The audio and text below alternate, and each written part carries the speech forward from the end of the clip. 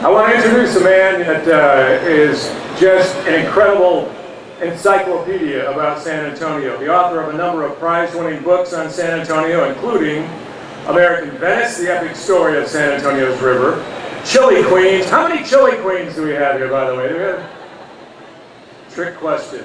Hay Wagons and Fandangos, the Spanish plazas in frontier San Antonio, and Saving San Antonio, a great book subtitled The Precarious Preservation of a Heritage. His Maverick Publishing Company has published 45 general interest nonfiction regional books by 26 different authors. It was recently acquired by Trinity University Press. Please welcome the author, the historian, the Mr. San Antonio, Lewis F. Fisher!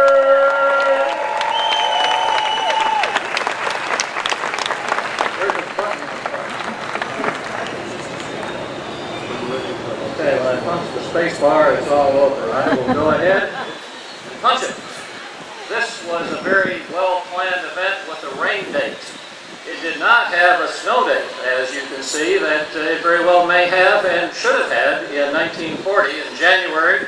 Before the River Theater was even finished, this snowball fight was probably the first dramatic event presented at this theater. Across the way where you're sitting now, the junkyard was being transformed into the bleachers and the seats of the La Vita Theater, the Arneson River Theater.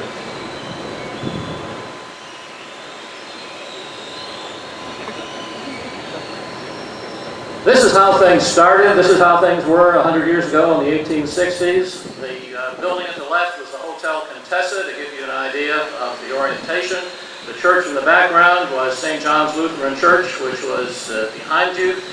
In the center of the left center of the river was a bathhouse. You had to get clean in San Antonio in those days, and that was not always easy to do. But you went to the river. You went to the river to wash your clothes. You scrubbed them in the river and then hung them up on the trees to dry. A very simple, a very basic way to do things. And this way, this is looking in the opposite direction from where we were before. But the city was watered by an irrigation system that ran downhill. You can't really make water run uphill. Right behind us, or in front of you, behind me and your left, in 1891, an artesian well was struck that shot water 15 to 40 feet high and led to while it supplied San Antonio with water, it did lead to the river, the water table running low and the river running dry, and you had kind of a mess. You had these trees overgrowing the river when it was fortunate enough to have water in it. So something had to be done about it. The city in 1914 cleaned things up, put in a river park. You had this sort of a canal not too far from us. We're looking right at the St. Mary's Street Bridge in the center, Crockett Street to the left, and Levancion Del Rio Hotel now at the right. A very peaceful place. We started having river parades in 1905. This is a flotilla getting ready for a parade at the Houston Street Bridge. The problem was you couldn't depend on the level of the river. If you built a dam to raise the level of the river or keep the level of the river at a certain level, there would be a flood. And there were increasing numbers of floods. In 1913, there were two of them. One in December, this one in October. Water flowing down North St. Mary Street, the Gunner Hotel on the right. And you can see there was one lucky fisherman in the middle of the street holding up his catch. In 1921, something even worse. Now this is a map that shows at your right, the San Antonio River, the area that was flooded, Brackenridge Park at the top. But especially notice the creeks to the left, Alazan, Apache, Martinez, and San Pedro Creeks. That's where much of the damage was worse.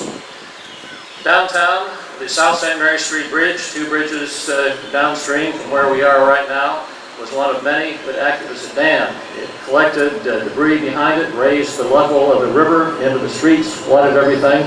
This was taken, obviously, the morning after when the water was receding. But the big problem was along the homes on Alazan, Martinez, and Apache Creeks. They were up close to the river. No such thing as not building the floodplain then. These homes would be washed into the river, and this is where most of the 50-plus casualties occurred. It was a really a tragic situation that needed some help. First thing that happened, Alma's Dam was built. Secondly, the river bend on which we are right now, we're at the lower right of the bend here as it shows. A channel was built, a cutoff channel, to take the floodwaters from, to allow the floodwaters to go straight. Once the floodwaters went straight, didn't go around the bend, a young architect by the name of Robert Pugman came up with a plan which he called the Shops of Aragon and Romulan, to take advantage of this flood-free section of the river and turn it into a tourist attraction with shops and restaurants along the banks. This happened to a certain extent, but basically all we had from the 1940s on was the Casa Rio restaurant, which is just upstream from us. It was called the Venice of America, the Riverwalk was, but the main gondolas were the dining barges of the Casa Rio. We began to have, though, the river develop as a main street. You had, at the end of World War II, other cities gave their returning veterans ticker tape parades to the center of town. We gave ours a parade on riverboats on the San Antonio River, something that didn't happen very often. The river also turns out to be a favorite place to entertain visitors. I have some cousins from North Carolina in the front row. Did the same thing when the Queen comes for a visit. You just take her and her husband down, you put them on a riverboat, they have a good time, and they go back and they tell everybody at home what a wonderful place the San Antonio River was. So many people got the message. The Riverwalk got so popular and so successful that it's been extended from the original 3 miles, which you see here in the center, with a 15-mile stretch now, Museum Reach to the north, to the south along the Missions, the Mission Reach, and you have now some scenes that could never have been anticipated when people sat in this river theater 50 or 60 or even 10 years ago. This is the Museum Reach looking south, the Museum of Art in the background, and the plastic fish, lighted plastic fish above, and none of it has been touched yet by a drop or a flake of snow. Thank you very much.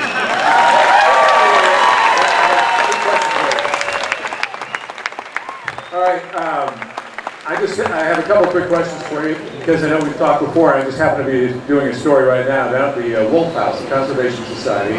They have the real story of what some people, there's a big misconception about this puppet show that helped start the Conservation Society. It actually started, but the story goes, and it's wrong, that it saved the river. But actually in 1921, I'm told, they were going to pave the river over and get rid of this river bend area, right? And it was, everybody in town said, no, that's a dumb idea. And in 1926, they were going to do streets over it, and everybody said that's a dumb idea. Everybody has heard that story. Everybody has repeated it so often that everybody thinks it's true.